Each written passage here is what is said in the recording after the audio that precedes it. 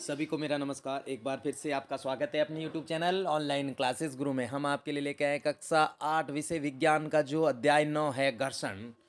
आप देख सकते हैं ये अध्याय 9 है और जो अध्याय है पाठ है उसका नाम है घर्षण। तो आइए इनके सभी प्रश्नों के आंसर इस वीडियो के माध्यम से हम आपको बताने जा रहे हैं। ध्यान से देखिएगा, सभी प्रश्नों के आंसर देख सकते हैं आप किस प्रकार से। ये जो प्रश्न दे रखे हैं, रिक्त स्थानों की पूर्ति कीजिएगा 4, इस प्रकार से ये सारे प्रश्न हैं। इन सभी प्रश्नों के आंसर हम आपको बताने जा रहे हैं। प्रश्न है रिक्त स्थानों की पूर्ति कीजिएगा, यहाँ पर देख सकते हैं। फिर यहाँ पर क दे रखा है, क का दे रखा है, ख ग और ड। इसी प्रकार ये सारे प्रश्न हैं। इन सभी प्रश्नों के आंसर हम बताने जा रहे हैं। ध्यान से देख सकते हैं आप। तो यहाँ पर देखिएगा, ये रिक्त स्थानों की पूर्ति कीजिए। रिक्त स्थानों की पूर्ति कीजिए। घर्षण एक दूसरे के संपर्क में रखी दो वस्तुओं के पृष्ठों के बीच गति का क्या करता है, विरोध करता है। यहाँ पर गति हो जाएगा। यहाँ पर रिक्त स्थान में क्या लिखना है, गति हो। फिर नेक्स्ट देखिएगा, ख में घर्षण पृष्ठों के किस पर रिक्त स्थान है, प्रकार पर निर्भर करता है। फिर नेक्स्ट है घर्षण रिक्त स्थान उत्पन्न होती हैं। घर्षण से क्या उत्पन्न होती, उष्मा उत्पन्न होती। इसमें उष्मा फिलअप करना है। फिर नेक्स्ट है कैरम बोर्ड पर पाउडर छिड़कने के से घर्षण क्या होता है।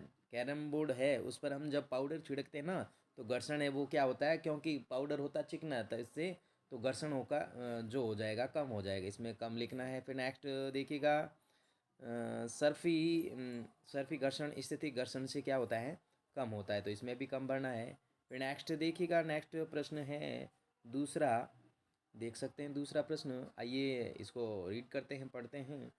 चार बच्चों को लौटनिक स्थितिक तथा सर्फी घर्षण के कारण बलों को घटते क्रम में व्यवस्थित करने के लिए कहा गया है। उनकी व्यवस्था नीचे दी गई है। सही व्यवस्था का चयन कीजिए। पहले में दे रखा है लोटनिक स्थितिक सर्फी, ख में दे रखा है लोटनिक सर्फी स्थितिक, और ग में दे रखा है स्थितिक सर्फी और लोटनिक, और फिर ग में दे रखा है सर्फी स्थितिक और लोटनिक।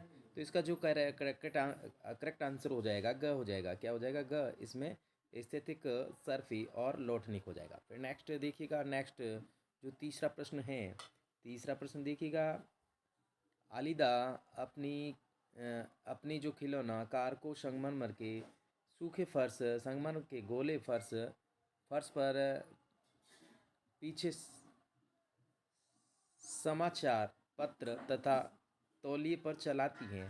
कार पर विभिन्न पृष्ठों द्वारा लगे घर्षण बल का बढ़ता क्रम होगा। क्या होगा, इसमें चार ऑप्शन दे रखे, संगमरमर का गीला फर्श, संगमरमर का सूखा फर्श, समाचार पत्र या तौलिया। फिर दे रखा में समाचार पत्र, तौलिया, संगमरमर का सूखा फर्श, संगमरमर का गीला फर्श। फिर दे रखा ग में तौलिया, समाचार पत्र, संगमरमर का सूखा फर्श और संगमरमर का गीला फर्श।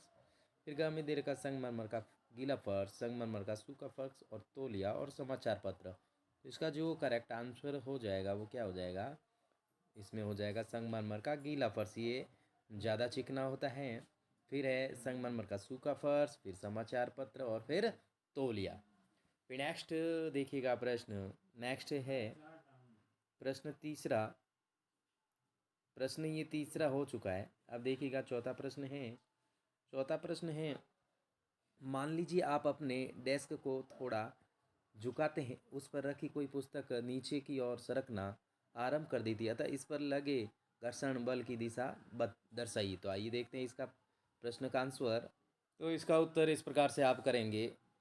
ये जो दे रखा है यहाँ पर, ये प्रश्न 4 का उत्तर है। यहाँ पर सबसे पहले ये हमने इस प्रकार से बनाया है 1 और 2। तो यहाँ पर ये गति की दिशा हो जाएगी, ये पुस्तक हो जाएगी, ये जो दे रखी ये पुस्तक हो जाएगी, ये घर्षण बल की दिशा हो जाएगी, और ये जो है डेस्क है। इस प्रकार से आपको चित्र बना के दर्शाना है। फिर नेक्स्ट देखिएगा पांचवा प्रश्न। प्रश्न पांचवा है, मान लीजिए दुर्घटना बस साबुन के पानी से भरी बाल्टी संगमरमर के किसी फर्श पर उलट जाए। इस गीला फर्श हो जाएगा। गीले फर्श पर आपके लिए चलना आसान होगा या कठिन, अपने उत्तर का कारण बताइए। तो इसका उत्तर करेंगे चलने के लिए घर्षण की आवश्यकता होती है। क्या होती है? घर्षण की आवश्यकता होती है।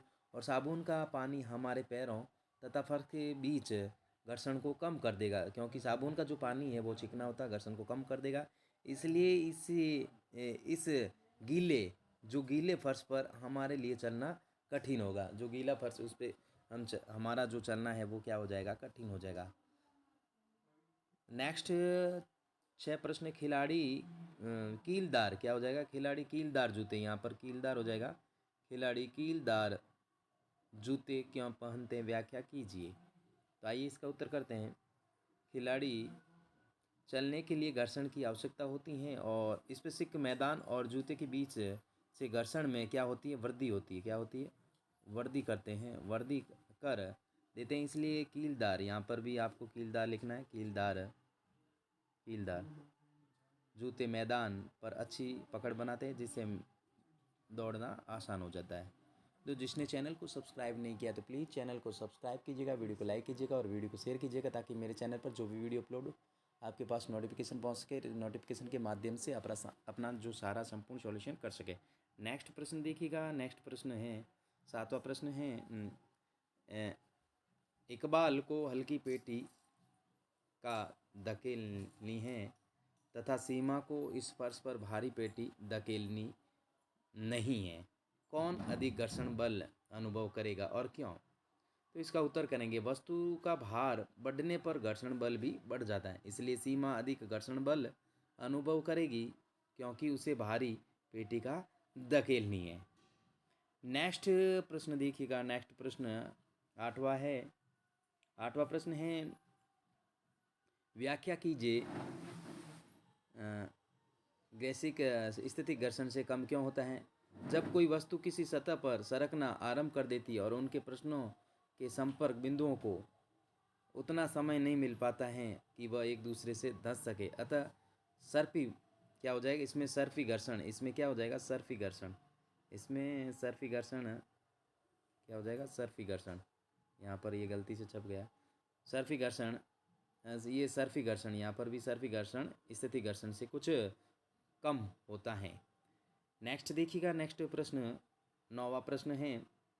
9वां प्रश्न देखिएगा। वर्णन कीजिए घर्षण किस प्रकार शत्रु एवं मित्र दोनों हैं? घर्षण शत्रु के रूप में इसका उत्तर करेंगे मशीनों का चलते समय गर्म होना और जूते के तलवे व गाड़ी के पहिए का घिसना।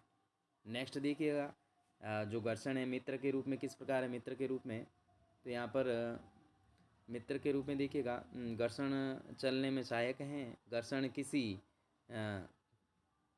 सतह पर लिखने में सहायक।